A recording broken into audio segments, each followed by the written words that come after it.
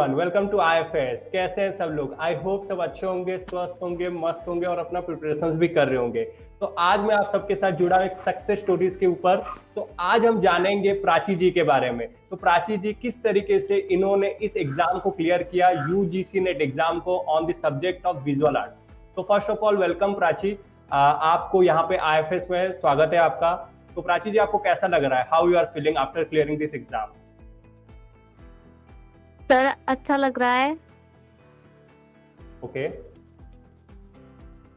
तो मतलब जब आपने पहली बार ये रिजल्ट को देखा, जब आपका रिजल्ट आपने लॉगिन किया, आपने देखा कि आपका रिजल्ट क्लियर हो गया है, तो मतलब आपको कैसा लगा, घर वालों को कैसा लगा, तो उसके बारे में थोड़ा बताइए। सर मुझे तो बिलीव ही नहीं हो रहा था कि फर्स्ट अटेम्प्ट में ही हो जाएगा, क्योंकि सर अभी तो मैं कॉलेज में ही रहती हूँ। मेरी अभी मास्टर डिग्री कंप्लीट नहीं हुई है, मैं अभी पीजी में हूँ। और सर मेरी फैमिली को भी बहुत अच्छा लगा ये जानकर कि मैंने पढ़ते पढ़ते ही नेट क्वालिफाई किया है। और सर सबसे बड़ा हाथ रहा है, मैंने आईफेस ज्वाइन किया था और उसी के साथ में मैं प्रिपेयर कर रही थी लगातार। लेकिन सर एक भी दिन रुकी नहीं हूँ, चाहे मैंने 15 से या 20 मिनट की क्लास ली है, लेकिन मैंने क्लास जरूर ली है, एक भी दिन छोड़ा नहीं है पढ़े बगैर। ओके। तो प्राची जी, आगे बढ़ने से पहले मैं थोड़ा सा आपका इंट्रोडक्शन लूंगा। आप कहाँ से हो, क्या कर रहे हो अभी? आपको मतलब थोड़ा सा आप अपने बारे में बताइए, इंट्रोडक्शन दीजिए। Sir, myself Prachi and my residence is Muzaffarnagar, Uttar Pradesh. Sir मैं अभी एमए कर रही हूँ विजुअल आर्ट से, और साथ ही साथ मैं गवर्नमेंट जॉब की प्रिपेयर कर रही हूँ। सर मेरा ड्रीम है प्रोफेसर बनने का। और सर सर मेरी जो हॉबी है वो पेंटिंग बनाना है सबसे ज़्यादा तो, और सर पोएट्री लिखना मेरी हॉबी है। ओके, अच्छी बात है। तो प्राची मुझे बताइए, आपने यूजीसी नेट कोर्स को ही क्यों चुना? मतलब बहुत सारे कॉम्पिटिटिव एग्जाम होते हैं, तो आपने स्पेशली ये एग्जाम को देने का ही क्यों सोचा आपने? सर मुझे अच्छा लगता है, मतलब मेरा सपना है टीचर बनने का। और सर जैसे मैं देखती हूँ आप कितना अच्छा पढ़ाते हैं, और भी मेरे टीचर्स हैं जो आर्ट टीचर है, वे कितना अच्छा पढ़ाते हैं, कितने फ्रेंडली रहते हैं स्टूडेंट्स के साथ में। और सर अक्सर ऐसा होता है कि स्टूडेंट्स अपना मार्ग भटक जाते हैं, तो सर उनको सही राह दिखाते हैं आप भी, और अच्छे से रहते हैं, फ्रेंडली रहते हैं स्टूडेंट्स के साथ में। सर मेरा भी ड्रीम है कि मैं अपने स्टूडेंट्स को वही सिखाऊं जो मैंने अपने टीचर्स से सीखा है। राइट, बहुत अच्छी बात है कि आपका ड्रीम है असिस्टेंट प्रोफेसर बनने का। देखिए, बहुत तरीके से हम समाज को सेवा कर सकते हैं। जैसे आप आईएएस अधिकारी बन के भी समाज का सेवा कर सकते हो। आप एज ए टीचर, अब देखिए एक टीचर ही होता है जो कि एक आईएएस ऑफिसर बनाते हैं, कलेक्टर बनते हैं, बहुत सारे एडमिनिस्ट्रेटिव पोजीशन में बनते हैं। तो टीचर ही बन के आप सबसे बड़ा सेवा समाज के लिए सेवा कर सकते हो। तो प्राची जी मुझे बताइए, आपने आईएफएस को क्यों चुना, और आपने आईएफएस के बारे में आपको कहाँ से पता चला, और आपने कौन से पेपर के लिए एनरोल किया था यहाँ पे? सर मैंने तो सबसे पहले यूट्यूब पर ही देखा था, और सर मैं देख रही थी क्योंकि मुझे शुरू से ही फर्स्ट पेपर मेरा वीक रहा था, और मैं फर्स्ट पेपर के लिए यूट्यूब पर ढूंढ रही थी क्लासेस की, कहीं पर अच्छी क्लासेस मिले मुझे। तो फिर मैंने देखा आप पढ़ा रहे थे यूट्यूब पर, जब लाइव सेशन आपका चलता है तो मैंने वो लिया था फर्स्ट टाइम। आप सर पढ़ा रहे थे, और आपका जो पढ़ाने का तरीका था, और आप स्टूडेंट्स को इतना मोटिवेट कर रहे थे, तो सर मुझे बहुत अच्छा लगा। और सर जो मैंने ज्वाइन किया था आईफेस, तो तब ऑफर भी चल रहा था, तो इसलिए मैंने ये परचेज कर लिया था आईफेस कोर्स। और सर इसी के ज़रिए मैंने ये नेट क्वालिफाई किया है। मैंने इसमें पढ़ाई की है अच्छे से। और सर यूट्यूब पे भी मैं देखती थी, लेकिन मैं लाइव नहीं ले पाती थी क्योंकि मैं कॉलेज में रहती थी दिन में उस टाइम पर, तो मैं रिकॉर्डेड क्लास ही देखती थी। ओके। तो प्राची जी आप बताइए कि आपने आपके लिए अपना स्ट्रेटेजी कैसे बनाया था? आपने पेपर 1 के लिए कैसे स्ट्रेटेजी रखा था? आपका पेपर 2 विजुअल आर्ट्स के ऊपर था, तो आपने विजुअल आर्ट्स के लिए कैसे स्ट्रेटेजी बनाया ताकि जो आगे आने वाले एस्पिरेंट्स हैं उनको थोड़ा हेल्पफुल मिल सके? सर विजुअल आर्ट है जैसे कि मेरा सब्जेक्ट, तो सर पूरा दिन तो पेंटिंग्स बनाने में ही निकल जाता है, तो मैं नाइट में स्टडी करती थी। और सर मैंने नाइट में सर जो फर्स्ट पेपर की प्रिपेयर की है मैंने, वो 1 घंटा सुबह के टाइम, और उसी का रिवीजन करती थी फिर मैं 1 घंटा इवनिंग के टाइम में। और सर 3 से 4 घंटे में पेपर सेकंड को देती थी। ओके, मतलब दिन में आप लगभग 4 to 5 आवर्स के लिए ही प्रिपेयर करते थे, राइट? Yes sir. यस। तो देखिए, जो भी एस्पिरेंट्स है आगे आने वाले एग्जाम देने जा रहे हैं, उनके लिए प्राची जी से एक ही सीख मिलती है कि देखिए, आप पढ़ाई के साथ साथ, देखिए प्राची जी का अब तक पीजी कंप्लीट नहीं हुआ है, तो मतलब आप अपने मास्टर्स के साथ साथ भी ये एग्जाम को क्लियर कर सकते हो। ऐसा नहीं कि आप अपने मास्टर्स का वेट करोगे, मास्टर्स कंप्लीट होगा फिर जाके एग्जाम दोगे। बस कुछ नहीं करना है, प्रॉपर स्ट्रेटेजी बनाना है, प्रॉपर टाइम टेबल बनाना है, और वो टाइम टेबल के साथ फिक्स रहना है।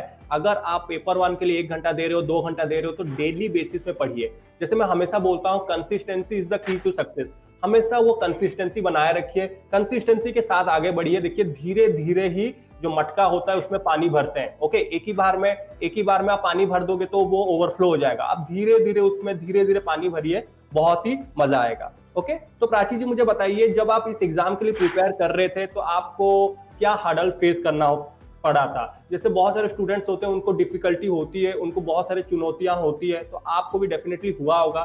तो आपने वो हर्डल को किस तरीके से पार किया? सर बहुत सारी प्रॉब्लम्स आई सर, हेल्थ प्रॉब्लम भी थी मेरी, और मेरी सर आई प्रॉब्लम हो गई थी बहुत ज़्यादा, मेरी आई में इन्फेक्शन हो गया था।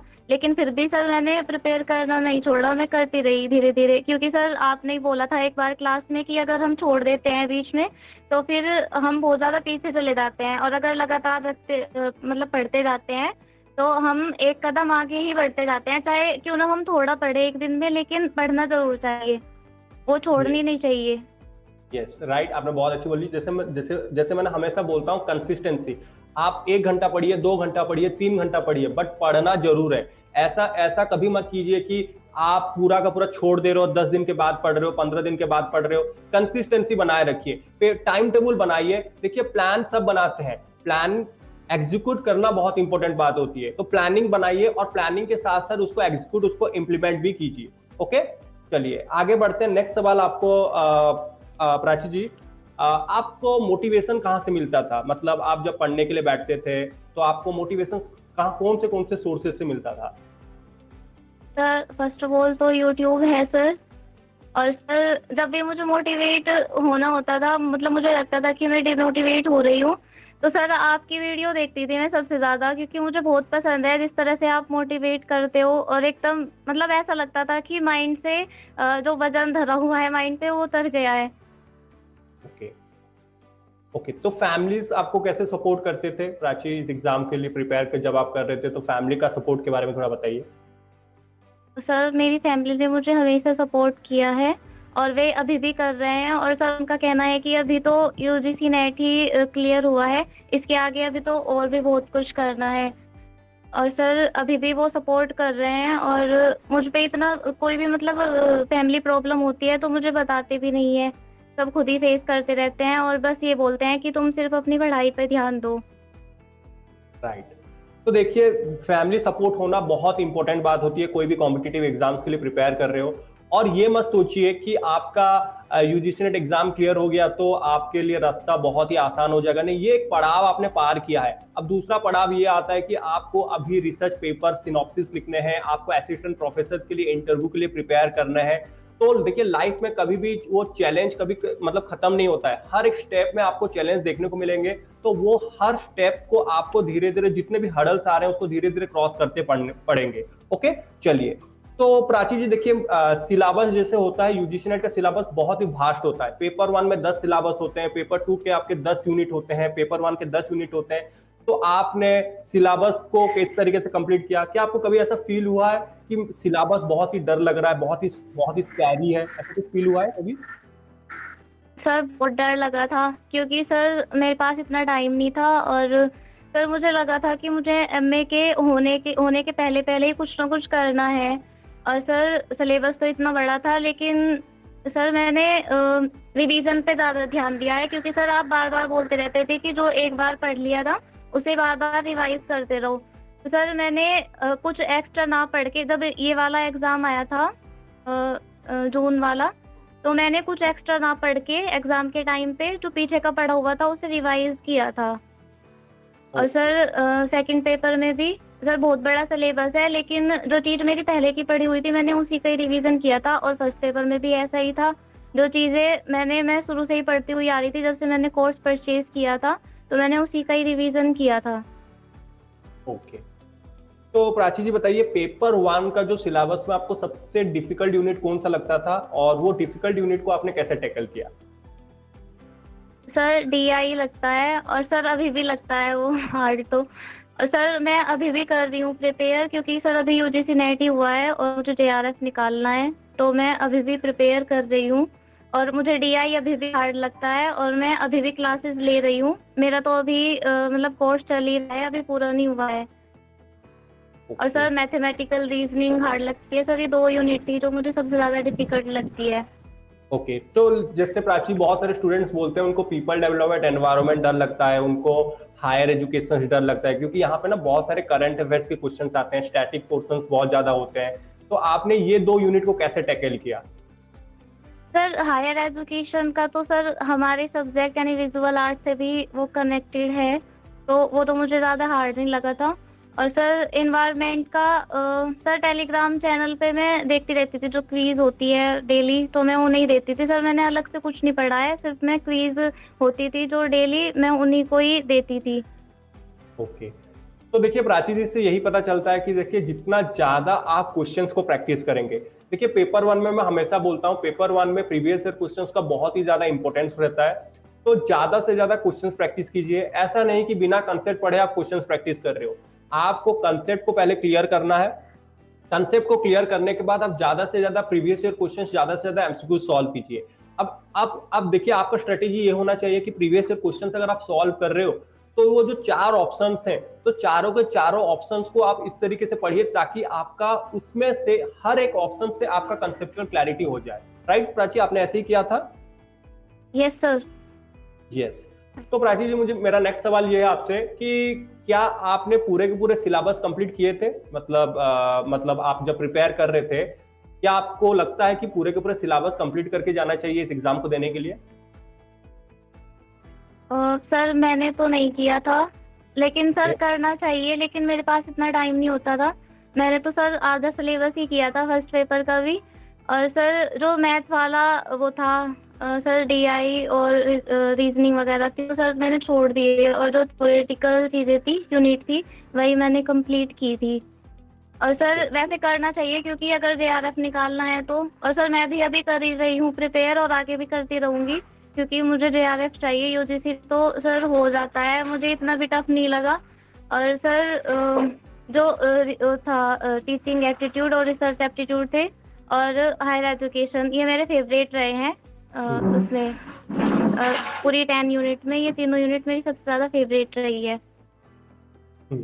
देखिए, यहाँ से यही चीज पता चलता है कि देखिए, अगर आप कॉम्पिटिटिव एग्जाम के लिए प्रिपेयर कर रहे हैं, तो सबसे पहले ना आप अपना स्वॉट एनालिसिस कीजिए। स्वॉट एनालिसिस क्या होता है? खुद का स्ट्रेंथ जानिए, खुद का वीकनेस जानिए, कहाँ पे आप बहुत ही स्ट्रेंथ है, कहाँ पे आपका कमजोरी है, कहाँ पे अपॉर्चुनिटीज मिल रहा है, कहाँ पे थ्रेट्स मिल रहा है। तो देखिए, सिलेबस सबसे पहले, कोई भी कॉम्पिटिटिव एग्जाम्स को प्रिपेयर करने से पहले आप सिलेबस को अच्छे से एनालिसिस कीजिए। कौन से पार्ट आपको अच्छे से आते हैं, कौन से पार्ट आपको नहीं आते हैं। तो देखिए, जो कमजोर कड़ी है आपकी, जो कमजोर यूनिट है, जो आपको ठीक से नहीं आता ना, अभी जो भी दिसंबर अटेम्प्ट के लिए प्रिपेयर कर रहे हैं, अभी से वो उसको पकड़िए, उसको स्टार्ट कीजिए प्रिपेयर करना। क्योंकि देखिए, जो आपको आता है उसको करके कोई फायदा नहीं, वो एग्जाम से पहले भी आप उसको कर सकते हो, बट अभी आपका स्ट्रेटेजी यही होना चाहिए कि जो डिफिकल्ट यूनिट है उसको उठाइए, उसको अच्छे से सॉल्व कीजिए। ओके, चलिए। तो प्राची जी, आपको बेस्ट क्या लगता था? पेपर 1 अच्छा लगता था या पेपर 2 अच्छा लगता था? सर मुझे दोनों यूनिट में कुछ ही यूनिट खराब लगती थी, बाकी सब कुछ अच्छा लगता था। सर पेपर 2 में भी कुछ यूनिट ऐसी थी जो मुझे बहुत ज़्यादा डिफिकल्ट लगती थी, तो फिर मैंने पेपर के टाइम पर उन्हें छोड़ दिया था। और जो मुझे अच्छी यूनिट लगती थी, मतलब अच्छा लगता था पढ़ने में, सर उसी का ही रिवाइज किया था। और सर फर्स्ट पेपर में भी ऐसा ही था, जो यूनिट मुझे इजी लगती थी, इजीली समझ में आ जाती थी, सर मैंने उसी का ही रिवाइज किया है। और जो डिफिकल्ट लगती थी सर पेपर के टाइम पर, उन्हें मैंने छोड़ दिया था कि इन्हें बाद में देख लूंगी मैं। ओके, ठीक है। तो प्राची जी, मेरा नेक्स्ट सवाल है कि जब आप इस एग्जाम के लिए प्रिपेयर कर रहे थे, तो आप अपना रोल मॉडल किसको मानते थे? हमारा हर एक इंसान का एक रोल मॉडल होता है। कोई भी एग्जाम के लिए हम प्रिपेयर कर रहे हैं, या फिर एक्चुअल डेली लाइफ में भी अगर हम देखेंगे तो हमारे कोई ना कोई रोल मॉडल होता है। तो जब आप इस एग्जाम के लिए प्रिपेयर कर रहे थे, जब आप डीमोटिवेटेड हो जाते थे, तो आप किसको अपना आदर्श मानते थे? सर मैं फर्स्ट पेपर के लिए तो हमेशा सिद्धार्थ सर, और सर पेपर 2 के लिए मेरे आर्ट टीचर हैं यहीं पर मुजफ्फरनगर में जो मुझे पढ़ाते हैं। तो मेरे सभी टीचर्स मुझे बहुत सपोर्ट करते हैं, और मैं तो ये कहना चाहूँगी सर कि सभी मेरे लिए प्रेरणादायक ही रहे हैं। ओके। और सर लेकिन मैंने जो भी फर्स्ट पेपर में पढ़ा है वो आपसे ही पढ़ा है, और सबसे ज़्यादा PYQ दिए हैं। ओके, ठीक है। तो प्राची जी, मेरा नेक्स्ट सवाल है कि मतलब आईएफएस का यहाँ पे क्या रोल रहा आपका इस एग्जाम को क्लियर करने में? मतलब आईएफएस का आपने कौन सा कोर्सेज परचेज किया था, और आईएफएस का कितना मतलब कैसे आप बताओगे कि आईएफएस का कितना % यहाँ पे रोल रह रहा है आपके इस एग्जाम को क्लियर करने में?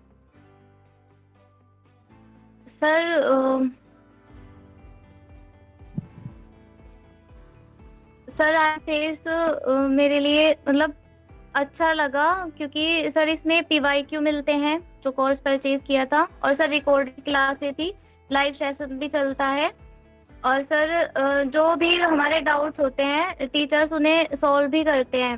सर मैं तो लाइव सेशन नहीं ले पाती थी, मैंने सिर्फ रिकॉर्डेड क्लास ही दी है, और सर उसमें भी जो भी मुझे डाउट्स होता था सर मतलब व्हाट्सएप ग्रुप बनाया हुआ है सभी टीचर्स ने, तो मैं उसमें अपने डाउट्स क्लियर कर लेती थी। ओके, ठीक है।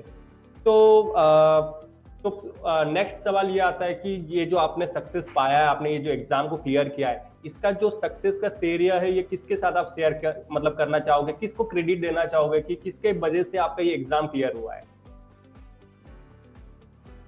सर मेरे टीचर्स, सभी टीचर्स सर, जिनसे भी मैंने पढ़ा है फर्स्ट पेपर का भी और पेपर 2 का भी। यस, डेफिनेटली हर कोई मतलब कोई भी कॉम्पिटिटिव एग्जाम के लिए प्रिपेयर कीजिए, टीचर्स का रोल बहुत ही ज्यादा होता है, उनके आदर्श, उनके मोटिवेशंस, उनके पढ़ाने का तरीका, टीचर्स हमें बहुत ही सपोर्ट करते हैं ऑब्वियसली। ओके, तो प्राची जी, मेरा नेक्स्ट सवाल ये है कि जो आगे आने वाले जो एस्पिरेंट्स हैं, जो एग्जाम देने वाले हैं, उनके लिए आपका क्या मैसेज रहेगा? सर मैं तो यही कहना चाहूंगी सर, जैसे आप हमेशा मतलब हम पढ़ते थे तो हमें बोलते थे कि ज़्यादा से ज़्यादा PYQ सोल्व करो, और अगर कोई भी प्रॉब्लम चल रही है लाइफ में तो मतलब कितनी भी बड़ी प्रॉब्लम क्यों ना आ जाए, अपने आप को हमेशा मोटिवेट रखो और डेली पढ़ाई करते रहो, क्योंकि अगर हम अपने आप को 15 या 20 मिनट भी दे रहे हैं डेली पढ़ाई के लिए तो वो भी काफ़ी है, लेकिन पढ़ाई करना कभी भी बंद मत करो, क्योंकि पढ़ाई छोड़ने से हम और 2 कदम पीछे चले जाते हैं, और अगर फिर भी लगातार पढ़ते रहें, चाहे हम थोड़ा ही क्यों ना पढ़ रहे हैं, वो भी काफ़ी है हमारे लिए। यस, तो बहुत अच्छी बात बताई है प्राची जी ने। देखिए, जो भी आगे आने वाले एस्पिरेंट्स हैं उनके लिए मेरा सजेशन यही होगा, मेरा एडवाइस यही होगा कि कंसिस्टेंसी बनाए रखिए, डेली बेसिस में पढ़ते रहिए, मेहनत करते रहिए। ओके, क्योंकि मेहनत का फल डेफिनेटली आपको मिलेगा ही मिलेगा। ओके, तो देखिए, अभी भी दिसंबर अटेम्प्ट के लिए टाइम है आपके पास, अभी से प्रिपेयर कीजिए। तो अभी से अगर आप प्रिपेयर करोगे, एंड मूवमेंट में थोड़ी सुकून की नींद सो पाओगे। अगर अभी सुकून की नींद सोओगे तो एंड मूवमेंट में आपको बहुत ही ज्यादा प्रॉब्लम फेस करना पड़ेगा। तो इससे अच्छी बात यह है कि अभी से मेहनत कीजिए, ताकि आपका एग्जाम के टाइम में आपको बहुत ही रिलैक्स फील हो सके। ओके, तो प्राची जी, तो हम यहाँ पे इंटरव्यू को यहीं पे वाइंड अप करते हैं। थैंक यू वेरी मच, आप हमारे साथ यहाँ पे जुड़े, and once again congratulations to you for clearing this exam. आपको बहुत बहुत कांग्रेचुलेसन है कि आपने ये इस एग्जाम को क्लियर किया, प्रेस्टिजियस एग्जाम को, क्योंकि ये एक ऐसा एग्जाम होता है यहाँ पे 6%, 1% स्टूडेंट्स ही क्वालिफाई करते हैं, और आप उन कैटेगरी में आए हो कि आप यूजीसी नेट एग्जाम को क्लियर करने वाले हो। तो प्राची जी, तो वाइंड अप करने से पहले आपका फ्यूचर गोल क्या है? मतलब फ्यूचर में अभी क्या आपने असिस्टेंट प्रोफेसर के लिए सोचा है, या फिर दोबारा से फिर से आप JRF देने वाले हो? सर मैं चाहती हूँ कि आप असिस्टेंट प्रोफेसर के जो फर्स्ट पेपर होता है उसकी भी प्रिपेयर कराएं सर प्लीज़, क्योंकि सर अच्छा लगता है आपसे पढ़ना। ओके, ठीक है प्राची जी। ओके, तो ये थे प्राची दरवाल जी हमारे साथ, जिन्होंने इस एग्जाम को क्लियर किया, यूजीसी नेट एग्जाम को क्लियर किया विजुअल आर्ट से। तो thank you very much everyone, for all of you for joining with us. इसी तरह पढ़ते रहिए, मेहनत करते रहिए, मोटिवेटेड रहिए, फोकस रहिए, एंड डेफिनेटली जितने भी एडवाइस यहाँ पे प्राची जी ने दिया है, आप उन एडवाइस को लीजिए, अपने अंदर अपनाइए एंड डेफिनेटली उसके ऊपर मेहनत कीजिए, उसके ऊपर काम कीजिए एंड डेफिनेटली अगर प्राची जी ने क्लियर किया है, डेफिनेटली आप भी क्लियर कर सकते हो। बस कड़ी मेहनत के साथ और निष्ठा के साथ, प्रॉपर स्ट्रेटेजी के साथ डेफिनेटली आप भी इस एग्जाम को क्लियर कर सकते हो। ओके, तो फिर से मुलाकात होगी दूसरे कोई एक सक्सेस स्टोरीज के साथ। Till then, happy learning to all of you. Thank you very much everyone.